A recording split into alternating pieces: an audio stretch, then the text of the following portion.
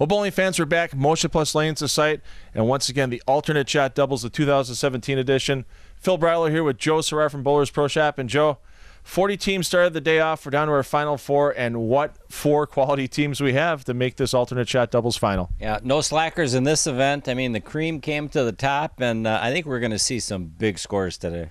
No doubt about that. Our top-seeded team today, Eric Fritt and Chad Kloss, looking for their second title in this event. Only one other team has done that before with Tony and Rochelle Roventini.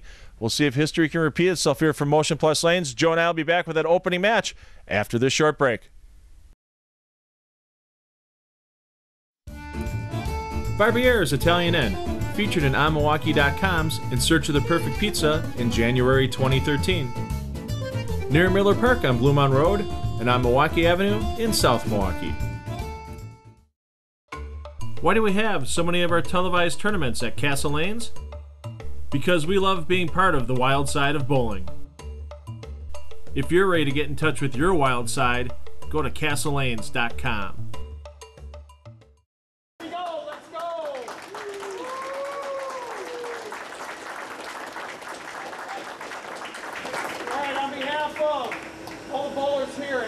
Plus Lanes, we would like to thank all of our men and women of our armed forces for keeping us safe. Enjoy the show. We salute you. And with the salute from owner Kerry Catania and our players here at Motion Plus Lanes, the Motion Plus Alternate Shot Doubles is underway. The 2017 edition. And Kerry, of course, hamming it up for the cameras as always, Joy. As usual, but he gets the crowd going, he gets the players going as well. No doubt about it. And out here on this Motion Plus tournament pattern, we've always seen some relatively high scores with the caliber of players we have on the show. David Lipinski starting us off. High speed, high revs, gets it done. Ball gets down in a hurry. There's a lot of guys on the PBA Tour that wouldn't mind having these speed and revs of one David Lipinski. No doubt about that.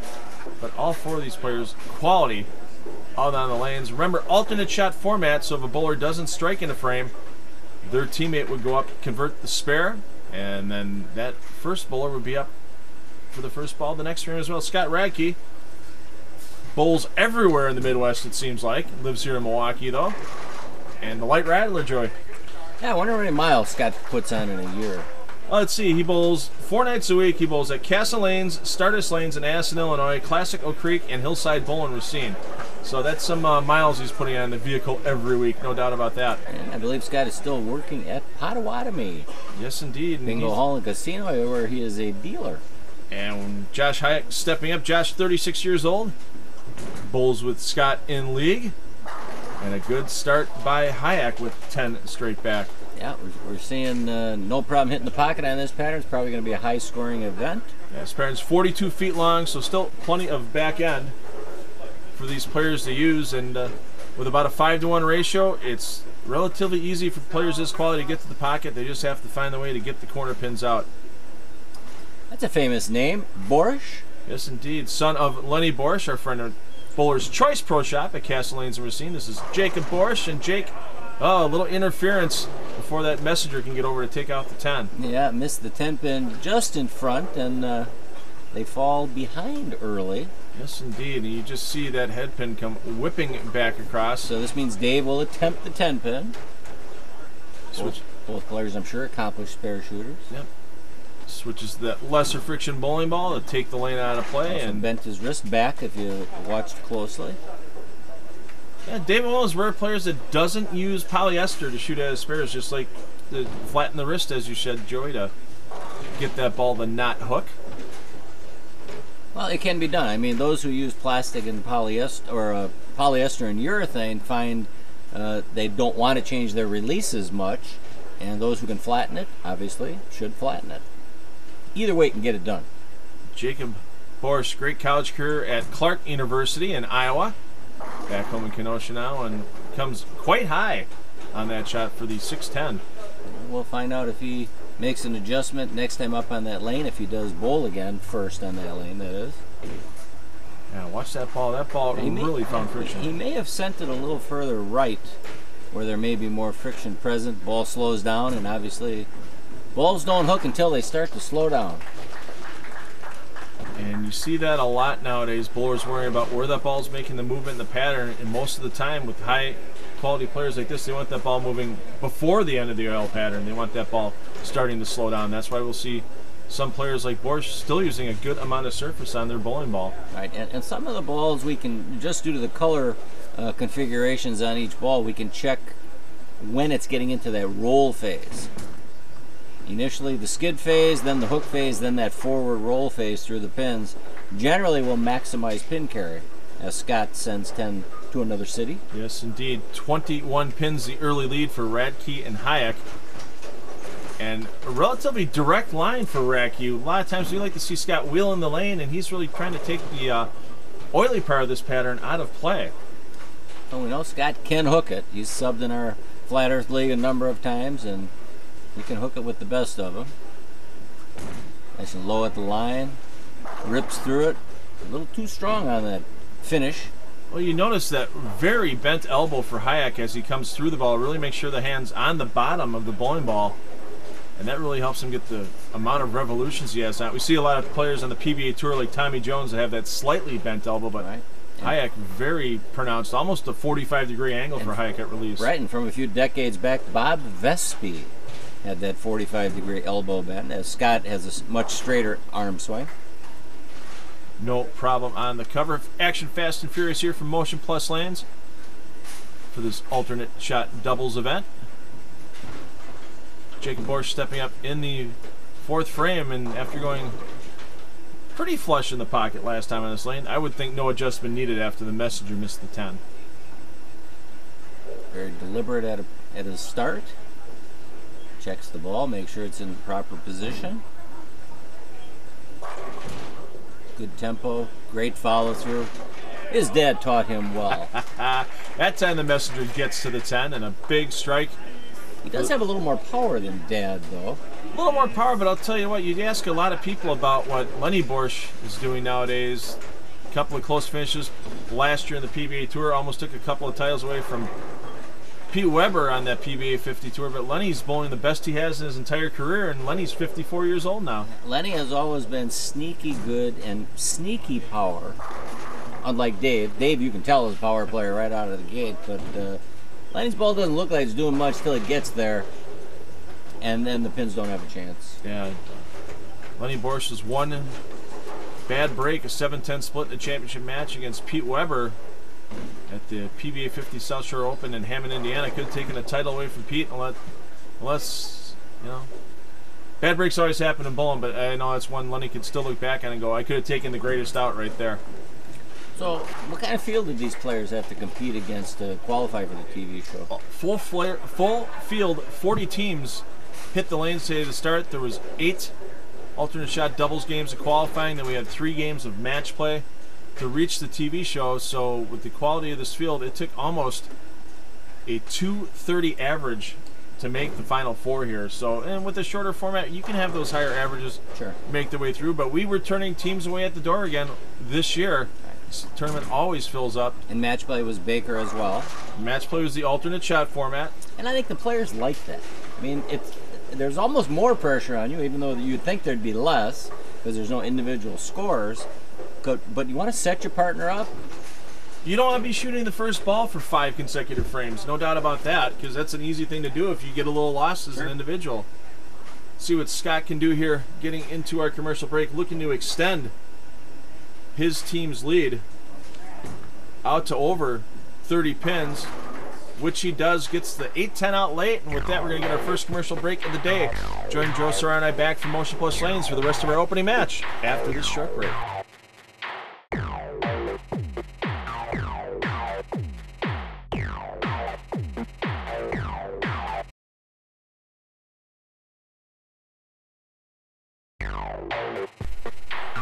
Opening match just past the halfway point. Radke and Hayek a big lead early over Lipinski and Boris, with Dave Lipinski stepping up in the 6th frame for his team, Joey. Winner of this match advances to our semifinal against our number 2 seed, Greg Waring, and Steve Vetter, top seed waiting in the wings for a championship match, Chad Kloss, Eric Fritton. And a great toss there by Dave Lipinski coming out of the break. You could really see that forward roll on the ball as it went through the pins. In other words, you want your ball to roll through the pocket, not necessarily hook through the pins. We can catch the roll right there. Finishes right behind the 5, maybe a little toward the 8. But if they see deflection, they make adjustments or ball change. Yeah, you definitely don't want to leave too many corner pins today. It's a good way to get behind in the match early. We've seen that already for Lipinski and Borscht. A couple 10 pins and a 6-10 combination on the board. And now light in the pocket for Borscht and a 2-pin. And that team's definitely looking like they're in trouble, Joey. Yeah, and that looked like it surprised him just by the body language. Because I believe he came a little high last time on that lane, leaving a 4-pin. Lipinski will step up, convert that 2-pin, hook at it, and has no problem covering it up. Josh Hayek stepping up for the Hayek Radke team. Hayek bowls at Classic Lanes, Oak Creek, and Castle Lanes in Racine. She's in a Storm Joyride right now, so not exactly a really powerful bowling ball there, Joey. Well, no, it's a high RG, low differential ball designed for drier lanes. Bent elbow coming through, keeps it offline that time. That was a little left to target. And not the easiest combination, even for a left-hander trying to hook into this 3-6-10. Well, anytime there's more than one pin up, the possibility of a chop is ever present.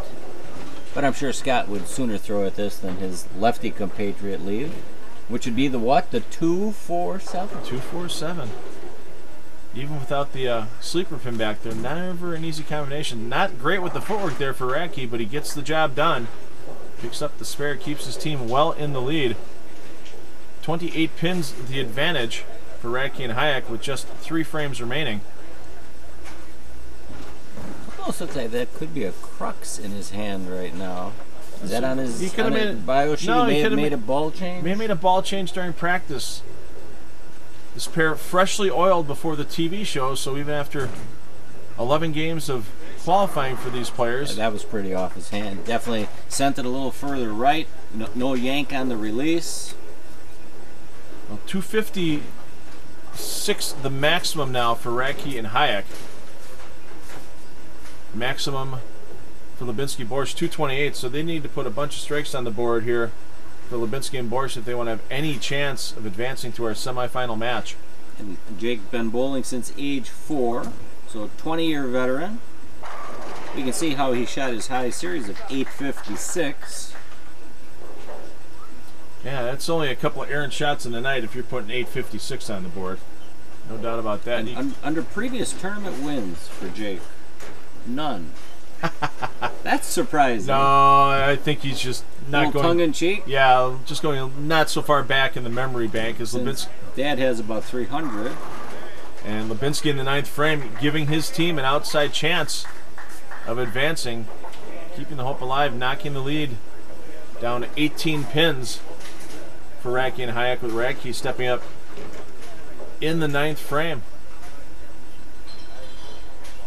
The only errant shots so far for this team, all on Hayek's end. The 4-pin in the 4th frame, the 3-6-10 in the 7th, and Radke rings up the 7-pin. Yeah, ball went a little longer than I think Scott wanted it to. Came in a little behind the pocket. Saw a little deflection upon entry. Right there, a little bounce to the left. Well, this makes it interesting now, because with the spare here and strike spare in the 10th frame, it's going to be 226 for Radke and Hayek, assuming we get the spare here, which we do, from Josh Hayek. And that can still give Lipinski and Boris a chance to strike out and win the match, but first 2 in the 10th for Radke Hayek, they will advance to our semifinal match against Waring and Vetter. So this is a big ball here for Radke. Needs this first one. Try to lock it up. 5 steps by Radke to the line. Solid out of the hand and kicks the 7. That was a good shot. Got that 4-pin to do its work on the 7-pin.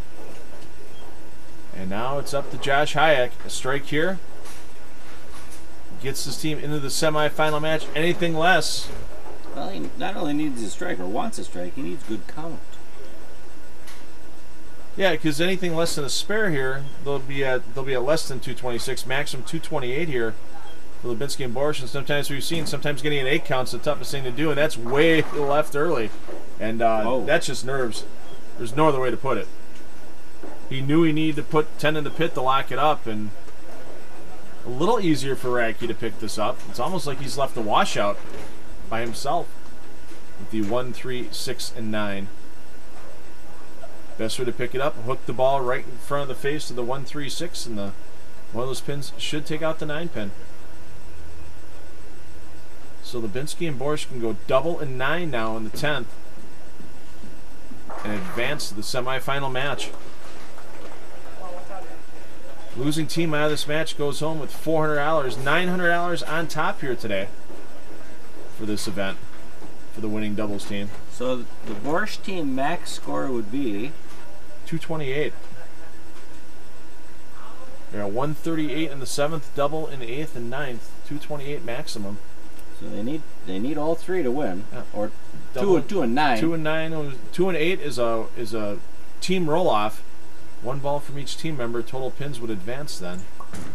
Solid out of the hand for Borscht. Can't throw it any better, Joe, and he knew it. Yeah, he's got good DNA. No doubt about that. And you don't get nerves like that unless you get a lot of competition under your belt. And Jake Borscht, all of his years in youth leagues, all the years of college competition at Clark University, he knows when he has to step up, he can get the job done. Well, Dave, high series of 836 lifetimes, got 2 action and heating singles titles, but he wants a strike right now. Yeah, he wants a chance at this alternate shot doubles title here at Motion Plus. That's wide right. And well, you just see it right there. He stayed aggressive through the release, but I think he just almost amped it up a little too fast. Yeah, you saw him kind of put his hand next to his head with a little explosion, like, yep, I just gave it too much. And now that's going to be it for this match. We've got Josh Hayek and Scott Radke advancing against Greg Wearing and Steve Vetter in our semifinal match here from Motion Plus Lanes. Joe Stern and I will be back with that match after this short break. Make sure you stay tuned.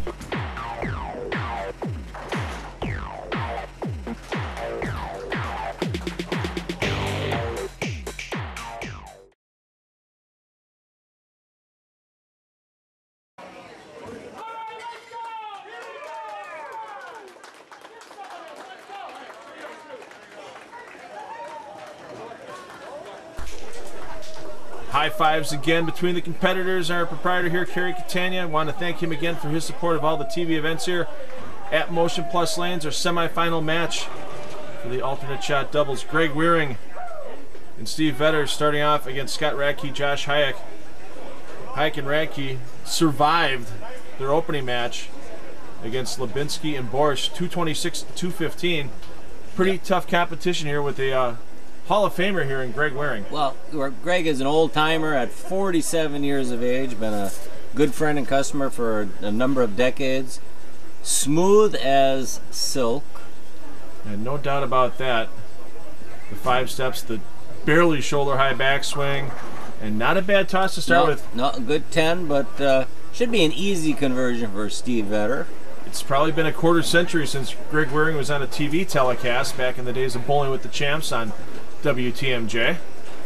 I did misspeak in Greg Wearing being 52 years of age. Steve Vetter's the young kid at 47. Better hurry. And yeah, that puddle in the middle. The puddle in the middle, a little too much skid. It's only frame 1, but in early open could be disaster. I'll tell you what, the scoring pace all day, it took 230 plus just to make this top 4 here for the stepladder, and you can't afford to give away 10 or 11 pins like that. Right, and you would have to say it's easily going to take 235 or better to win this match, because these players know how to string strikes. And we should probably touch base a little bit about the pattern. Yeah, 42 feet in length. It's 5-to-1 ratio, but it's a pretty even blend all the way across the lane. It's not like a big wall all of a sudden appears in the middle of the pattern.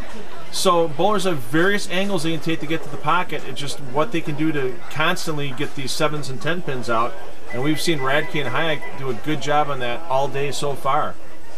Right, but a lot of house patterns or house conditions do allow bowlers to get to the 1-3 easily enough. Great shot from Josh right there, playing pretty deep.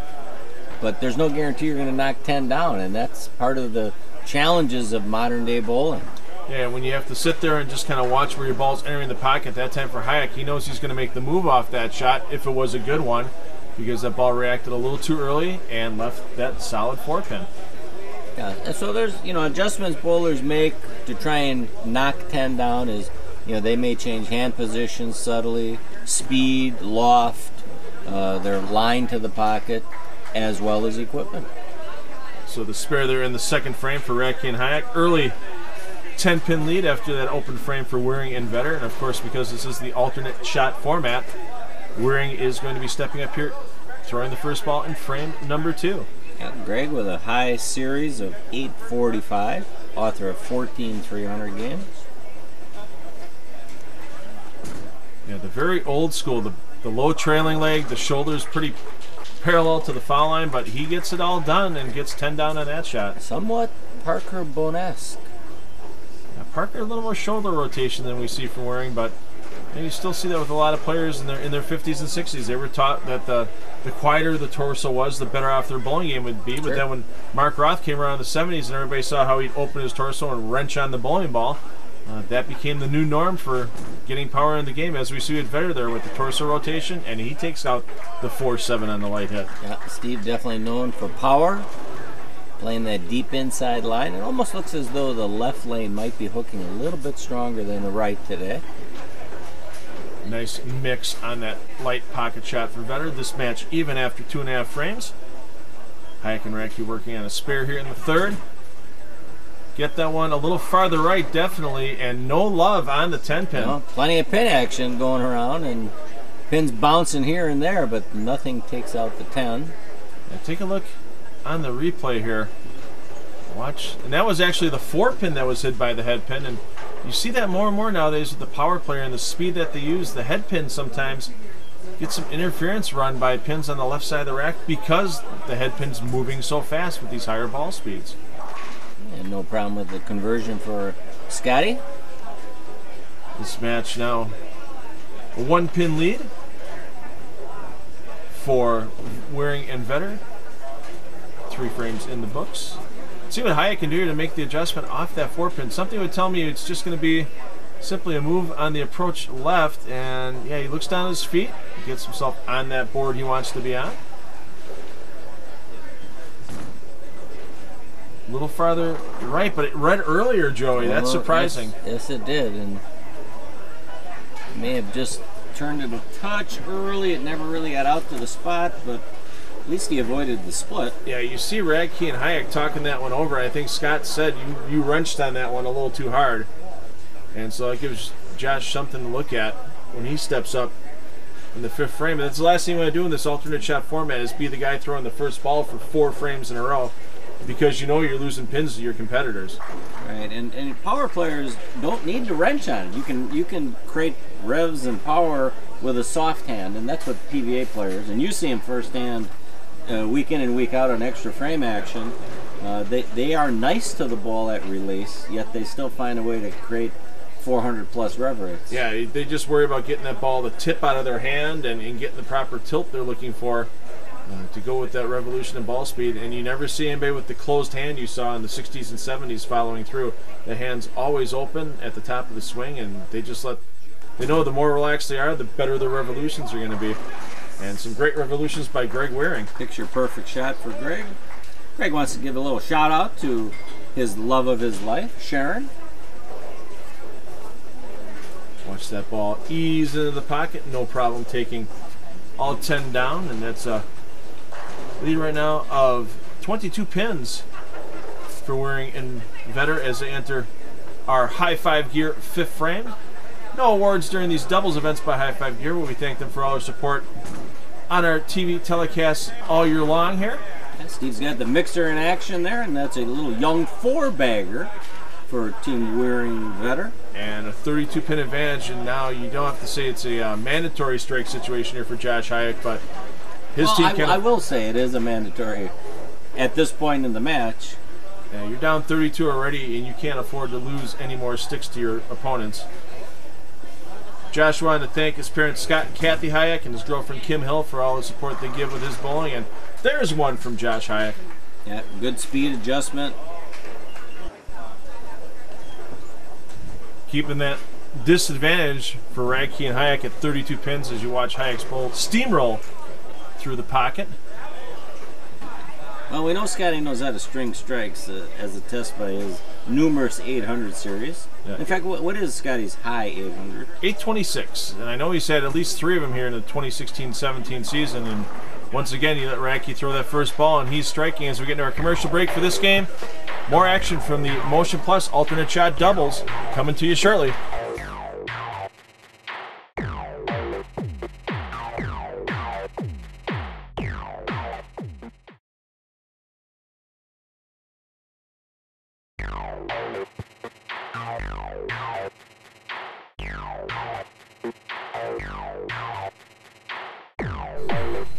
And they're working on a 4-bagger as a team with Greg Waring stepping up on lane 10 here at Motion Plus Lanes, Joey. And I'll tell you what, Waring looking smooth so far. Smooth so far, but plenty of game left. And with their opponents hopping on the strike train, they need to keep this string going as well. 4 in a row looking for number 5 here. The only non-strike was an opening 7-pin in frame 1 from Greg, and another 7, and that one, that 4-pin went around the 7. It seemed nice and low, yeah, but it's probably a half-inch either way in that pocket from striking as we take the low-level replay look. Little deflection, yeah, he probably wasn't as happy with that shot as it looked good to us. But the key here for Vetter, making this 7-pin, he missed it in the opening frame, and with the conversion there, still keeps a 21-pin lead over his opponents as we get into the 7th frame of this semifinal match. Waiting in the wings are tournament leaders, Chad Kloss, Eric Fritton, looking to battle out for that $900 first place prize. You go out this game, $540 goes into your team account. I'm sure some will be left here at the bar at Motion Plus Lanes. I would assume so. Lots of people still here that bowled the event watching in the crowd, and a great bounce back shot by Waring. Yeah, this is the exciting part of the match, in my opinion. The second half, kind of like the second half in a football game, or in fact, we could mention the Super Bowl. I turned it off at halftime because New England was getting crushed, and lo and behold, they snuck their way back in and snuck out a victory. Yeah. They say you can't go 0 for forever, and even though teams are 0-91, if they're 19 points or more down in a playoff game in the NFL after all those years, Patriots made it 1-91. Right, and they were 28 down at one point in time in the game, and Hayek and Radke now fighting back. Big double. It was a great shot by Josh with some unusual pin carry on the 6 and 10 pin, the 3-6-10. Actually, it was a big step up there, big turkey. 7th frame looking to get out to 4 in a row in the 8th and take the lead in the match. And Radke and Hayek now take a slight advantage in the match. 8 pins, but it can go back to a 2-pin advantage for Waring and Vetter if Vetter can strike here in the 8th frame. And you got to like the back and forth, Joey, in this alternate shot doubles format. We know each player has to step up and strike for his team to keep the advantage going. Well, Steve knows how to string strikes, as attested by his late 8-pin falling over with 18 800 series and an 857 high. Yeah, that's spectacular. That's putting a couple of... That's a lot of strikes. That's a 300, a 279, and a 278 last time I checked as the 8 falls late on that mixer hit. In fact, we just had a customer 2 days ago shoot an 866 Dean Filtz at Classic Oak Creek, and he struck in 32 of 34 attempts. That's a pretty impressive series there by that young man. Waring 9th frame, extend the lead, which he does. He was using the same ball Greg just struck with, the Storm High Road. Kind of an all-purpose ball, hybrid cover. How long has that ball been around for, Joey? 7 years. And that's 49 in bowling ball years, basically, for as many releases that turn over time after time. Well, that's it. Most bowling balls have a 6-month, maybe a 12-month lifespan. The exceptional ones might make it 2 years in a line. And Hayek keeps his team within 2 pins. Maximum score for Radke and Hayek, 257. Maximum score for Wearing and Vetter, 258. It's down to the 10th frame here, Joey. We could have a tie, and in case of a tie, total team pin roll-off. 1 ball by each team member, 1 on each lane. Whoever wins that roll-off advances to the championship match if there is a tie in this match, but Radke needs a strike here for his team to take the lead. First ball, 10th frame. Good out of the hand. And the 4 leans on the 7 and doesn't take it out. Boy, that looked great out of the hand. And just no luck on that 7-pin tipping over. Well, now this makes it interesting because basically if Wearing and Vetter match in the 10th frame and go 9, and assuming spare here by Hayek and then a strike by Radke, they would win by 1 pin. Yeah, and that 7-pin got hit, but not knocked over. Yeah, you need that 7.5 degrees of tilt on that pin for it to fall over. And that one only got about 3 degrees. Right, and we know the fill ball will carry because it always does. Well, I know on extra frame it's a 92.2% carry percentage on the fill ball that is certified by Price Cooper Waterhouse. Yeah, Price Waterhouse, yes. Those of you that watch the Oscars know how accurate that statement can be. I know my family did, and I believe the Trumps may have watched it also. As we get the fill on the 12th shot. So there it is, 236 for Radke and Hayek. 9 spare strike for Wearing and Vetter would get them 238. A strike here on the first ball by Vetter will get them into the championship match against Klaus and Fritten. And Klaus and Fritten looking to become our only the second 2-time winners of this event. Of course, a few years back, Tony and Rochelle Roventini won back-to-back years in this tournament. Very impressive. And with the quality of these fields, it's not an easy tournament to win. And how about that late 4-pin to lock it up? A 4-pin to tip forward. That was a great shot, nice aggressive shot. I think Steve thinks he bowls again, and Greg's going up to tell him, Steve does not. Hey, buddy, I'm up. You got to let me bowl. And yeah, real late on that head pin, taking the 4-pin out. Now it's just good count by Greg. Anything more than half. If he leaves a big 4, big 4 is enough. If you were to go 5 on this first ball, they would have to get 4 on the second ball to advance. So having that double up, having that big string of strikes now, 7, 8, 9, and first one on the 10th is huge. That's going to lock it up. Yeah, can opener shot. Great shot from the ground level cam. Yes, indeed. Watch that ball ease into the pocket, and we know our finalists now. We're going to have Steve Vetter and Greg Waring taking on Chad Kloss and Eric Fritten here from Motion Plus Lanes. Joe Serrano and myself, Phil Bryla, will be back with the call on that championship match after this momentary break in the action. Make sure you stay tuned.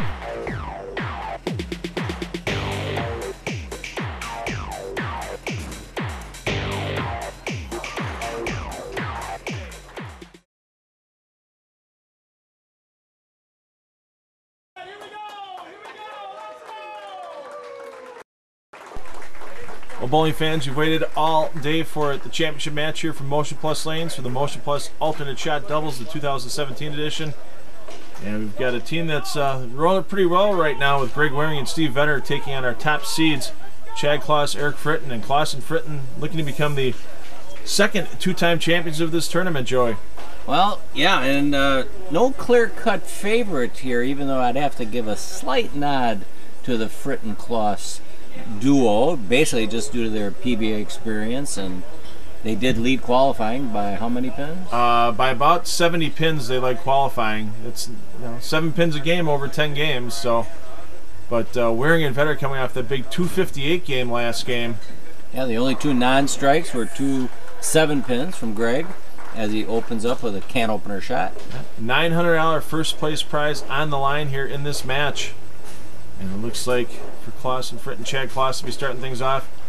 Both these gentlemen recently competed in the USBC Masters in Las Vegas.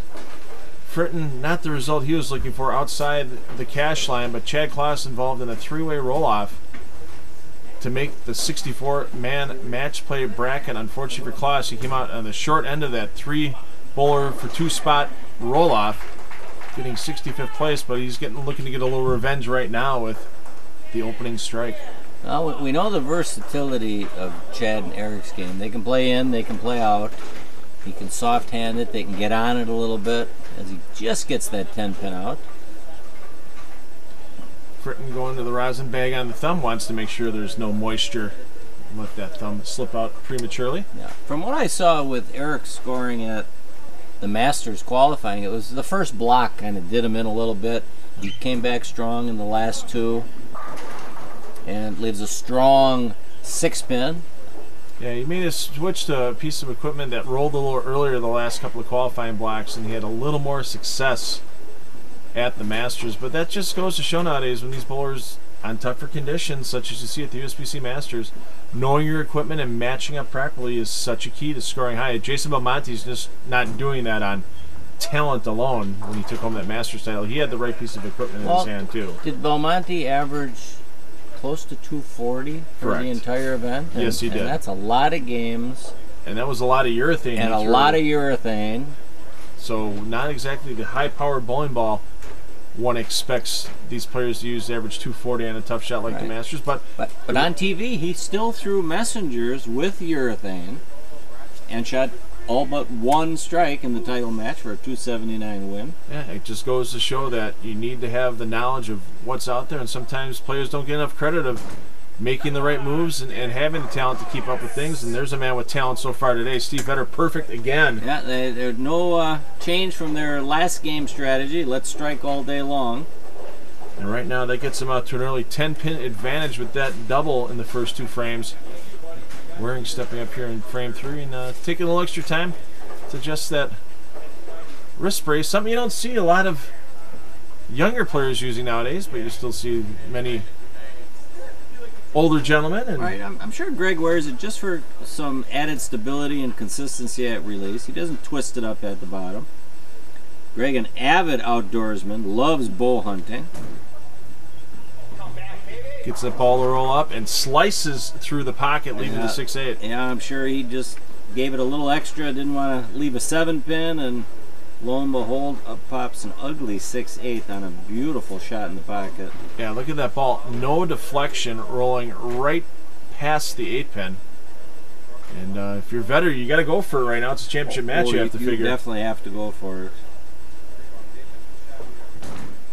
Gets a little angle on it and did not miss by much. That was a pretty good attempt. Basically, go for the 10-pin and hope you slide it into the 8.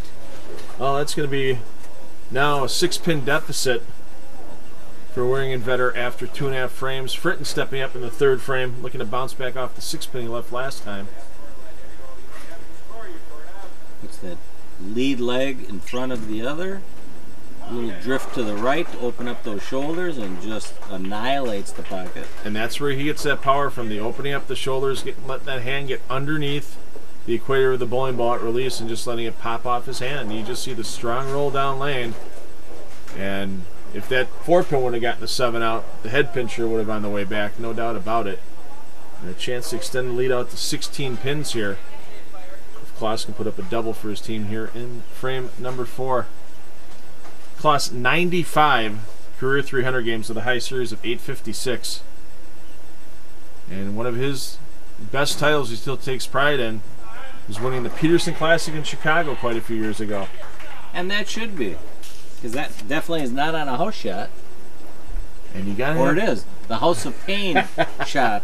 No doubt about that, and you have to be making your spares at that tournament in order to win it. Rarely does it take more than about a 206 or 207 average to win that Peterson Classic. Klaus did that, I believe it was in 2005 he won it, so it's been just over 10 years since Chad won that event. Chad will tell you that's a lifetime ago. See if Greg can bounce back after that 6-8, and he did. He gave it a little extra room. Carried the Wally. Can we get a mop to lane 10, please, here at Motion Plus? We need a cleanup on lane 10 at the end of that lane. Watch the replay. Watch how hard that head pin does work and just basically caves in the bucket, leaving 4 pins on the deck. Right. Another ½ inch left. That could have been a dinner bucket. Or a 3-7 combination of some type. But Belmo made a living on Sunday carrying light shots. Yeah. You got to be able to carry all parts of the pocket to be a success on the PBA Tour. Oh, that was a great shot off the hand by Steve, and he might be seeing a little bit of transition. First non-strike in a game and a half. Yeah, he is playing deeper, than is Chad. Well, and the angle's not as steep, so you can see that the 2-pin took out the 4, leaving the 9, where Greg Waring on that same lane with a larger entry angle left that 6-8 combination. No problem for Waring covering up that spare, but right now, boy, Klaus and Fritten working on a double. Already looking at having a 28-pin lead, now looking to get that lead out. Well, their games are fresh. They're young. They haven't bowled any games, and Waring and Vetter have logged 2 games already. Solid at the line. Solid through the pins. And you don't see a lot of stiff-legged players like Eric Fritten anymore. Sometimes you saw the stiff-legged players like Jason Couch, reminds me of that with the follow-through, especially on the left side. Fritton's still able to get under the equator of the ball and really rev up on it, even with that very stiff leg at the foul line. Chad Klaus looking to get his team string out to 4 in a row here in the 6th frame. Could be a huge lead getting into the commercial break, and that's going to give Waring and Vetter something to think about, no doubt. And he's got that going. He's got 10 in the pit, and we're going to get to the commercial break for this game. Klaus and Fritten, huge lead. Back from Motion Plus Lanes with the rest of our championship match after this break.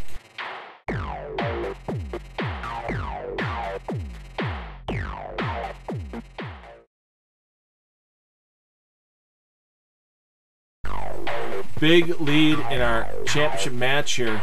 Klaus and Fritten, 36 pins through 5.5 frames. Waring and Vetter still have room to come back, but the comeback's going to have to start now, and Vetter's going to have to find a way to bounce back off the solid 9-pin his last attempt, Joey. Yeah, he knows it's time to get on the striking shoes. He does want to give a special thanks and comment on his bio sheet here that he loves the guy he's bowling with. So a little bromance going on there. Let's see if Steve can take it home, and ooh. Kind of hit up on that a little bit, came high. It's not looking good. And you don't want that kind of break on the shot. Taking out that 6-pin makes it a little bit tougher for Waring here to come out and convert on this spare attempt. He's going to have to hook the ball into both pins, most successful rate of doing it, and he's not going to get there, Joey. A little too heavy on the 3-pin. 101 in the 6th on the open for Waring and Vetter, so that's a 221 maximum for that team. Meanwhile, Klaus and Fritten have a 280 maximum, and they can simply pace off the sheet with strikes and spares and still be in the 230s. Right, and that happens. You know, you go from it happens to us in league. You go from a nice 240, 250 game, and then all of a sudden, Mr. Pin Carry goes away.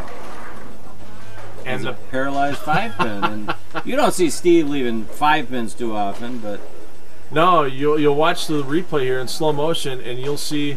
Well, we might not get a chance here. Greg's gonna get up and throw the spare right away, but yeah, the 2-pin and the ball hit the 5 at the same time, and it just stands it right back up in place.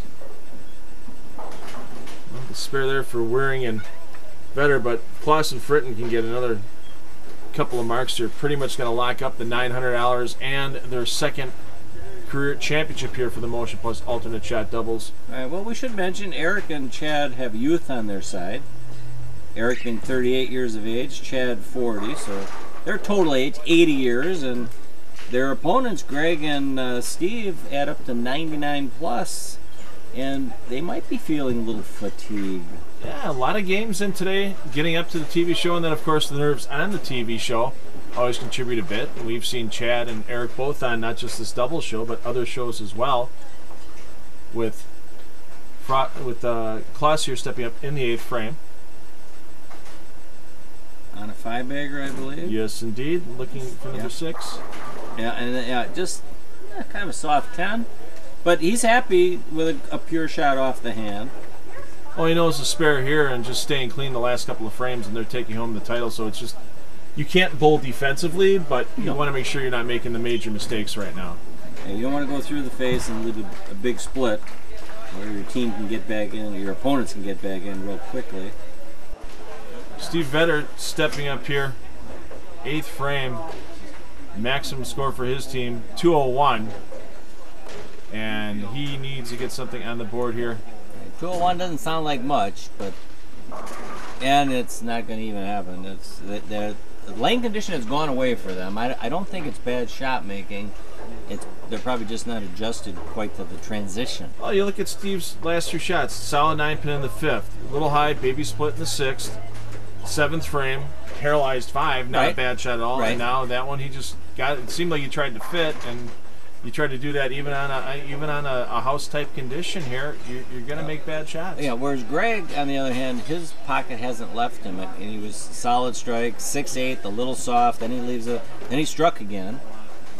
I mean, but there's less lefties. Yeah, he's just battling Fritten right now, and they're kind of staying out of each other's zone. 9th frame. Definitely got it wider, and he normally carries the wall shot. But when it rains and pours, unfortunately, and that's the format of this alternate shot doubles tournament.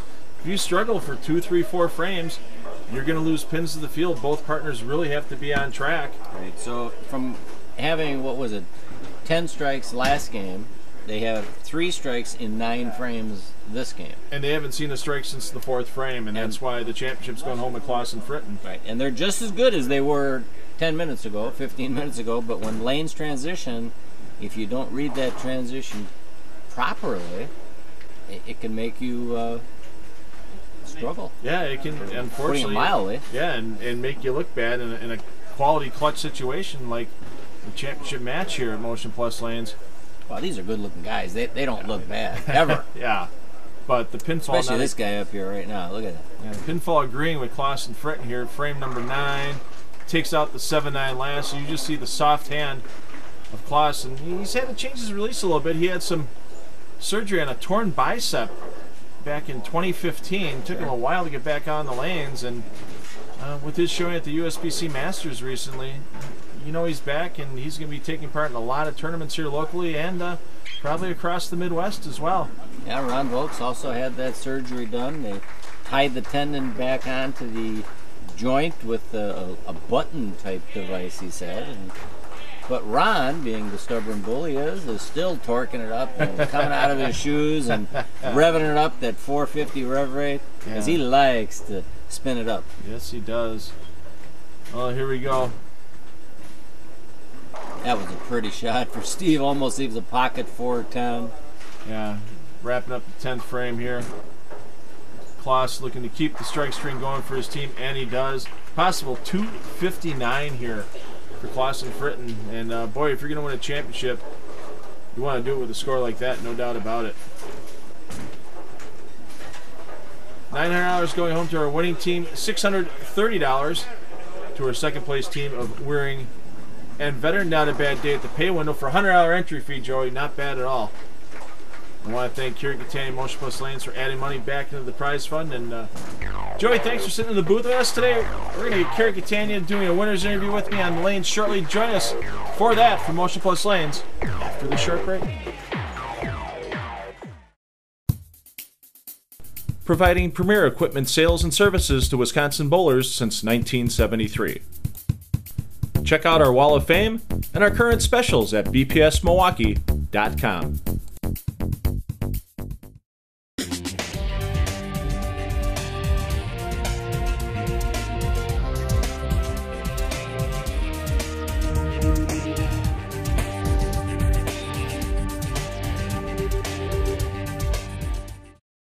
Well, Kerry, the 8th time we've had the Motion Plus Alternate Shot doubles on television. First time we've had repeat winners, and I'll tell you what, you knew they were going to have to throw a big game. We saw Wearing and Vetter come out with 258 in the semifinal, and boy, Klaus and Fritten did the job. Unbelievable. I mean, just, more bowlers, more entries. I had at least a half a dozen women. Awesome day today. Yeah, let's bring in our champions here, Eric Fritten and Chad Klaus. And gentlemen, great bowling all day long. You guys got into the lead, game 4. What was the key during the afternoon to staying in the lead all the way through the top seat of the stepladder? Just stay consistent. We bowl league here, so we kind of know how the pairs run. So we just stay on top of it, don't try to give the ball away.